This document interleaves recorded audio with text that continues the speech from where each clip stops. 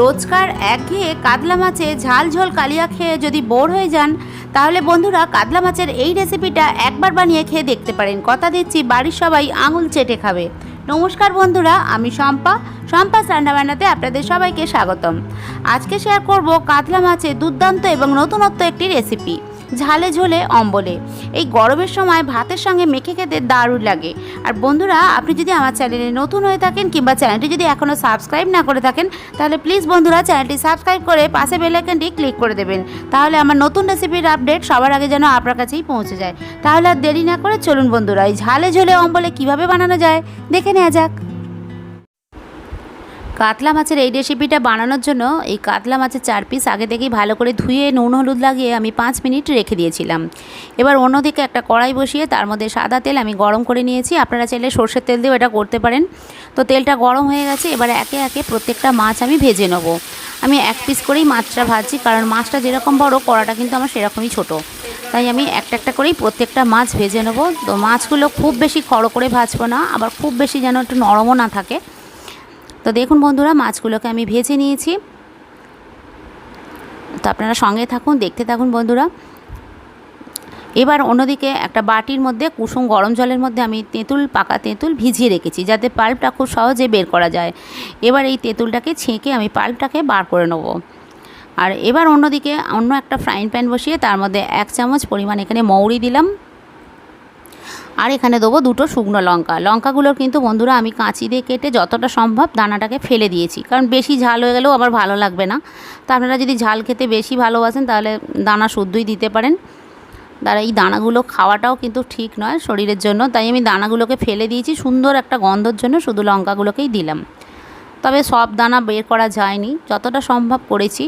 এবার এটাকে শুকনো খোলার মধ্যে 1.5 থেকে 2 মিনিট পর্যন্ত নাড়াচাড়া করে ভেজে নেবো। খুব বেশি ভাজার দরকার নেই, হালকা একটু নাড়াচাড়া করে ভাজলেই হবে। বেশি ভাজলে আবার গন্ধটাও পুড়ে যাবে।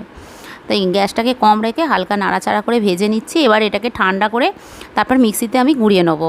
তো আপনারা সঙ্গে থাকুন, দেখতে থাকুন বন্ধুরা। এবার ওই মাছ ভাজার তেলটাই অন্য একটা ফ্রাইং প্যানের মধ্যে ঢেলে দিয়েছি, দিয়ে এর মধ্যে সর্ষে দিলাম আর দিলাম একটু গোটা জিরে এখানে ফোড়ন।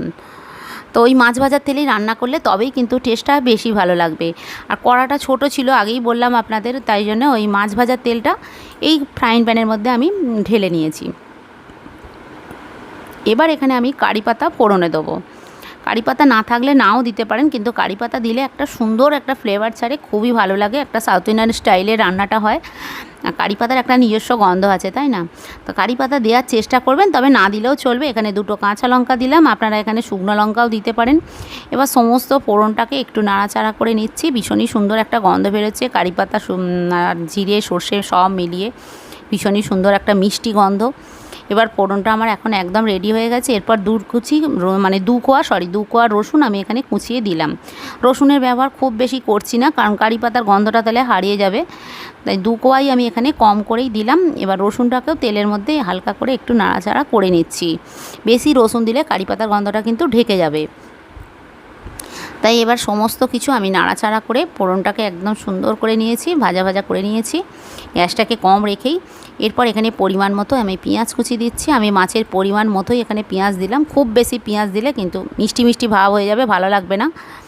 তো মাছের যেরকম পরিমাণ সেরকম হিসেবেই পেঁয়াজ দেবেন। আমি এখানে পেঁয়াজটা খুব মিহি করে কুচিয়েছি, যাতে গ্রেভিটা স্মুথ হয়। বেশি বড় বড় করে পেঁয়াজ দিলে একদম ওপর থেকে দেখা যায়, সেটা ভালো লাগে না। তবে আপনারা চাইলে পেঁয়াজ বেটেও দিতে পারেন। আমি খুব মিহি করে কুচিয়েছি বলে আর বাটাটা দিলাম না। এবার পেঁয়াজটাকেও আমি ভালো করে ফোড়নের সাথে সব কিছু মিলিয়ে একসাথে ভেজে নিচ্ছি, পেঁয়াজটা লাল হওয়া পর্যন্ত এটাকে নাড়াচাড়া করে ভেজে নেব। এরপর এখানে কাশ্মীরি লঙ্কার গুঁড়ো দিলাম, শুধুমাত্র কালারটা ভালো হবে বলে। তো আপনারা এখানে ঝাল গুঁড়ো লঙ্কা দিতেই পারেন। আর দিলাম হলুদ গুঁড়ো। কাঁচা লঙ্কা দেওয়াই আছে, সেই জন্য আমি আর এখানে ঝাল গুঁড়ো লঙ্কা দিলাম না। এবার একটু কুসুম গরম জল দিয়ে সমস্ত মশলাটাকে ভালো করে কষিয়ে নিতে হবে, যাতে পুড়ে না যায়, সেজন্য একটু কুসুম গরম জল দিলাম। তা আপনি যদি আমার চ্যানেলে নতুন হয়ে থাকেন, প্লিজ বন্ধুরা চ্যানেলটি সাবস্ক্রাইব করে পাশে বেল আইকনটি ক্লিক করে দেবেন। যখনই আমি নতুন রেসিপিটা আপলোড করব, তার নোটিফিকেশান যেন সবার আগে আপনার কাছেই পৌঁছে যায়। আর রেসিপি ভালো লাগলে ভিডিওটা একটা লাইক করতে ভুলবেন না যেন। তো সমস্ত মশলাটাকে ভালো করে কষিয়ে নিতে হবে, কাঁচা গন্ধ না যাওয়া পর্যন্ত। দেখুন মশলাটা কিন্তু ভালো করে কষানো হয়ে গেছে। এরপর এখানে 1 চামচ পরিমাণ আদা বাটা দিলাম, আদার সঙ্গেও একটা কাঁচা লঙ্কা আমি দিয়ে দিয়েছি, বেটে নিয়েছি, সেই জন্য আর গুঁড়ো লঙ্কা ব্যবহার করছি না, বেশি ঝাল হলেও ভালো লাগবে না। এবার সমস্ত মশলাটাকে আরও বেশ কিছুক্ষণ ধরে কষিয়ে নেবো, আদার কাঁচা গন্ধটাও যাতে চলে যায়। এখানে ধনে গুঁড়ো জিরে গুঁড়োর ব্যবহার হবে না, তো এই বেশি কিছু মশলা লাগে না, এই কটাই মশলাতেই কিন্তু যথেষ্ট ভীষণই ভালো খেতে হয়েছিল বন্ধুরা। গরম ভাতের সঙ্গে মানে এতটাই ভালো লাগে খেতে, আর অন্য কিছু লাগবেই না খেতে, এটা দিয়েই কিন্তু পুরো ভাতটা খাওয়া হয়ে যাবে। আপনারা অবশ্যই বাড়িতে বানান, আশা করি আপনাদেরও ভালো লাগবে খেতে। টক মিষ্টি ঝাল, ঝালে ঝোলে অম্বলে যেহেতু একটু অন্য রকম স্বাদ। এরপর যে তেঁতুলের পাল্পটা করেছিলাম সেটা আমি দিয়ে দিলাম। তেঁতুল দিয়ে সব জিনিসই একটা অন্যরকম স্বাদ হয়, তাই না?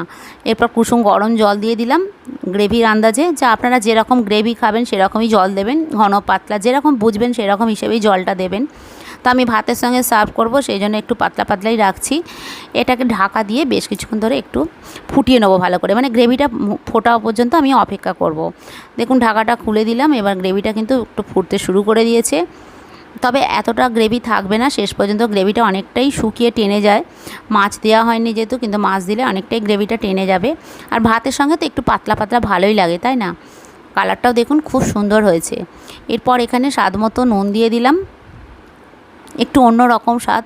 আপনারা তো অনেক রকম রেসিপি বানিয়ে খেয়েছেন কাতলা মাছের, কিন্তু এভাবে একবার বানিয়ে খেয়ে দেখুন, কথা দিচ্ছি অবশ্যই আপনার আঙুল চেটে খেতে বাধ্য হবেন, এতটাই ভালো লেগেছিল খেতে। সব রকম মিলিয়ে টক ঝাল মিষ্টি, যেহেতু ঝালে ঝোলে অম্বলের রেসিপিটার নাম, তাই টক মিষ্টি ঝাল তো হবেই।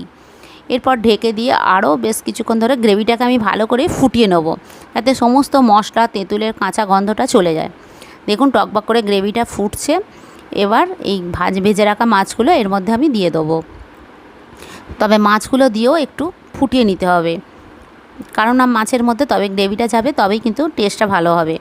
তাই হালকা হাতে এটাকে আমি উল্টে দিচ্ছি, প্রত্যেকটা মাছই এরকমভাবে উল্টে দেবো, যাতে উল্টো দিকটাও বেশ গ্রেভিটা মাছের মধ্যে চলে যায় আর খেতে ভালো লাগবে। এটা বাচ্চা থেকে বড় সকলেরই ভালো লাগবে। টক খেতে তো আমরা সকলেই পছন্দ করি, শুধু এটা টক নয়, টক ঝাল মিষ্টি, ঝালে ঝোলে অম্বলে যেহেতু।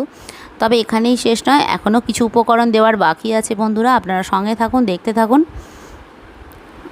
এরপর এখানে স্বাদ মতো একটু গুড় দিলাম, আপনারা গুড়ের বদলে চিনিও দিতে পারেন।